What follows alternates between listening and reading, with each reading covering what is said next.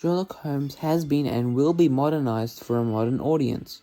Sherlock Holmes is a classic detective mystery text that has been remade for modern audiences in the BBC show Sherlock. Most of the episodes are retelling of classic novels from the 1880s. Due to this, many times throughout the show, there are instances where a dated concept, object, quote, or idea is retold with a modern spin. And with the modern spin, modern technology is added to these classic stories to reignite the original spark that the source material had.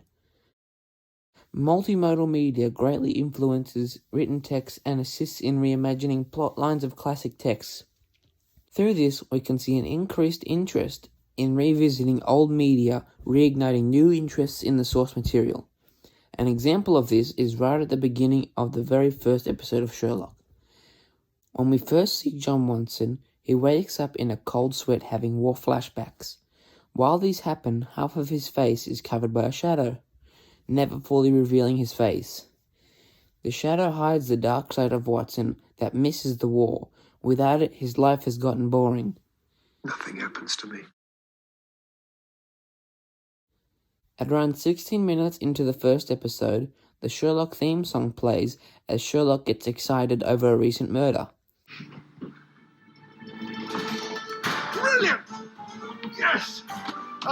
4 serial suicides and now a note. It's Christmas. This non-diegetic sound plays specifically as Sherlock gains knowledge of another murder to almost say, now the episode starts, now Sherlock is on the case. While Sherlock and Watson are investigating the dead woman's body, Sherlock goes onto his phone. Superimposed text shows the audience that Holmes is using his phone to gather more information on the UK weather. This shows the audience that Holmes is using a contemporary technology to gather clues which let the viewers follow Sherlock's investigation and learn how his mind works. It also helps ground the show in the modern age of technology. In the show, John Watson retells his adventures on a blog that viewers at home can actually go onto and read what he posts. On the website, there are comments from other characters in the show, hyperlinks that take you to other websites, and references to older episodes. The comments section allows characters from the show to comment on Dr. Watson's blog posts. This gives the audience an insight into how the characters reacted to the plot of the episodes. Hyperlinks allow the viewers to be taken from the blog to another website. For example, Dr. Watson's post, The Blind Banker, features a hyperlink in the comments section that redirects you to Sherlock's website, The Science of Deduction.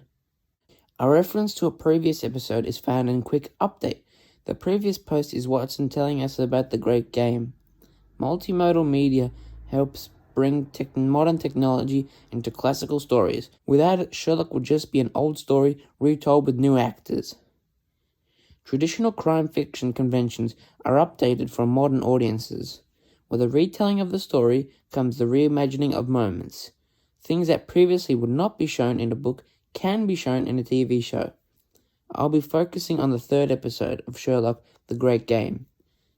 Near the beginning of the episode, Sherlock refers to his mind as a hard drive.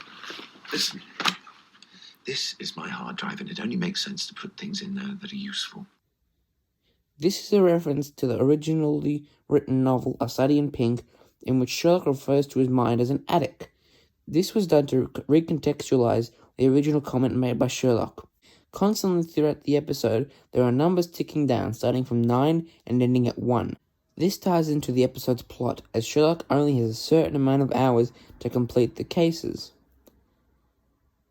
Every time the audience sees a number, the tension is increased. On Watson's blog, some of the comments foreshadow future events. He is anonymous. He starts most of his sentences with "oh" and stops commenting after the Great Game. Who talks like this and appears in the Great Game? Jim Morarty, the main villain. This would not have been present in the original text and lets the viewer do their own little detective work and try and figure out who is commenting.